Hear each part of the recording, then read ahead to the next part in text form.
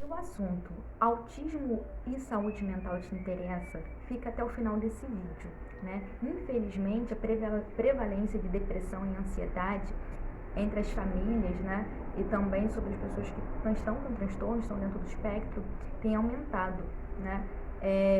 A prevalência de depressão é grande. Então, se esse assunto te interessa, já deixa o seu comentário, se inscreva no canal, tá? E não esquece de ativar o sininho de notificação. Te aguardo.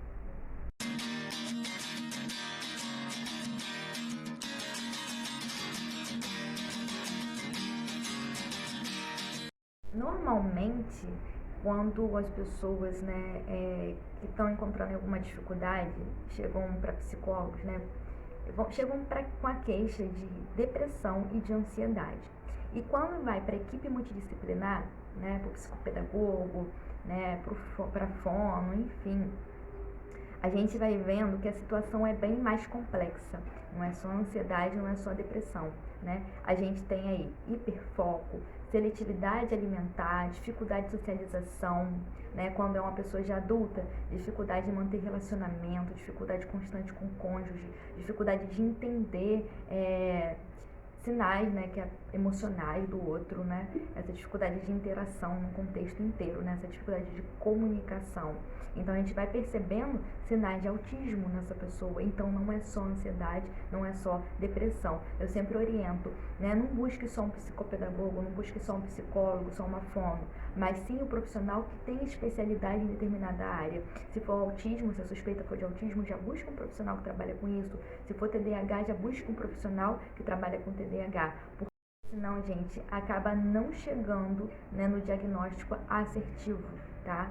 Porque a pessoa não tem experiência aí suficiente sobre transtornos, então não vai conseguir chegar. Então fica aí muita gente que tem autismo sendo diagnosticado apenas com ansiedade ou com depressão e vai passando a vida aí tendo várias dificuldades e não melhora, né? Não vira chave, né? Não tem uma qualidade de vida melhor porque não foi descoberto ainda um transtorno. E tá evidente aí os sinais clássicos, né, gente?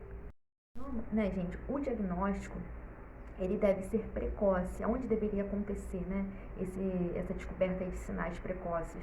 Deveria ser na pediatria, mas infelizmente nem todos os pediatras estão atualizados ou entendem sobre o transtorno, tá? E aonde também mais que se observa esses sinais precoces aí de autismo na educação infantil.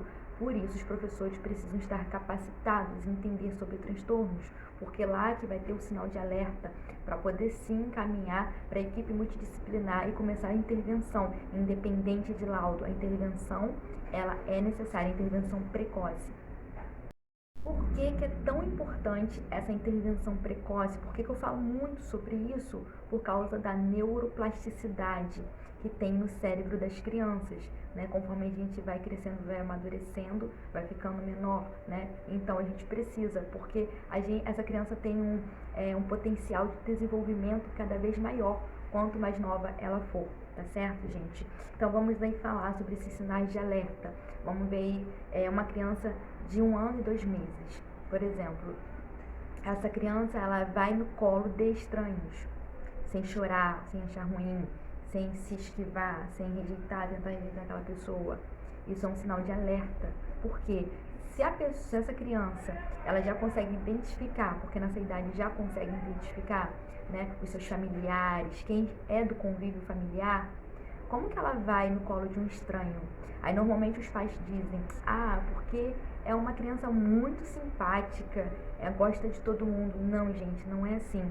Você vai com uma pessoa estranha, o que a gente alerta para as nossas crianças? Para não conversar com pessoas estranhas, para, né, não receber nada, não aceitar presentinhos, balinha de pessoas estranhas, né? E isso já é um sinal de alerta, né, já do desenvolvimento próprio do desenvolvimento da criança. A criança não conhece, então ela rejeita, tá? Até sim ser inserida no convívio, porque precisa de confiança, de conexão. Então essa criança que não nega, que vai de boa no colo de qualquer pessoa estranha, é um sinal de alerta, certo? Nós, terapeutas, nós identificamos as barreiras de aprendizagem para poder começar a intervenção, né? Uma criança aí, gente, de 2 anos, ela consegue ter um repertório de imitação muito grande. Ela imita gestos, aquilo que a gente faz. Então ela consegue falar frases curtas, ela já tem iniciativa para se alimentar sozinha, tá? E então os pais não podem ficar nessa situação.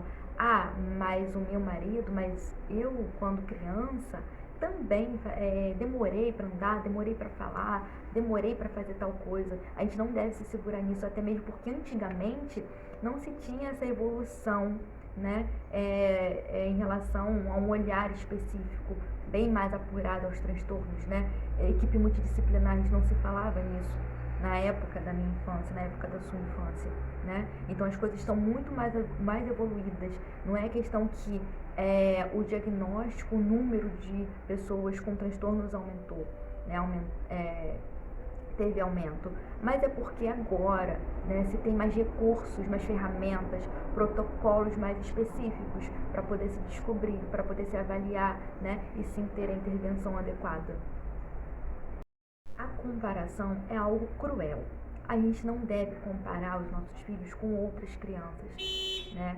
Mas a gente deve comparar o nosso filho com ele mesmo, né? É claro que a gente olha, né? Se várias crianças de 2 anos, né, já têm determinada habilidade e o meu não, eu não devo permitir que isso seja um atraso, uma paralisação para a minha vida, mas eu devo utilizar isso aí como um suporte de alerta, certo? Tá bom, gente?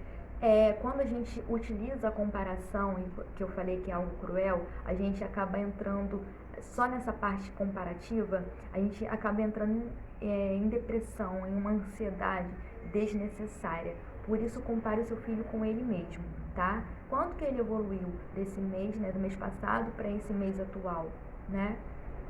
Os marcos do desenvolvimento, você tem a caderneta de vacinação de seu filho, acompanhe ali os marcos de desenvolvimento, que ali tem alguns dos básicos, os principais. Tá tendo algum atraso? Vai procurar um especialista para conversar. Quando o diagnóstico chega, muitos pais entram num caminho de luto, né? Por causa das suas expectativas, porque a gente espera sempre o melhor para os nossos filhos. Então a gente entra num terreno, né, escuro, num terreno que a gente não conhece, num mar de dúvidas, né? Mas aí você vai conversar com o terapeuta e esclarecer as suas dúvidas, tá?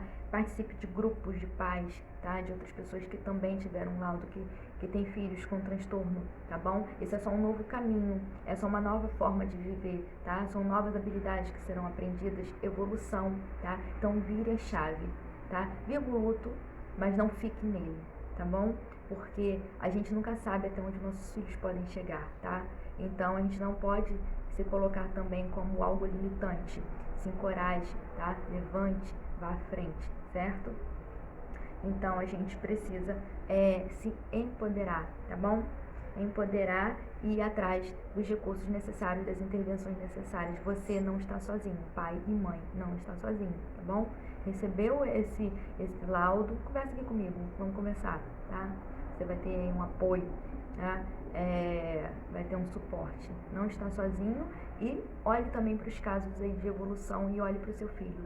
Para cada conquista, da menor a maior, é uma conquista, é uma vitória, comemore, tá? E você também comemore, porque com certeza você é um grande pai, você é uma grande mãe que está aí sempre ao lado do seu filho, tá? Em cada luta, em cada batalha, em cada êxito. A gente tem esse caminho de pedras, mas a gente também tem muitas felicidades, tá?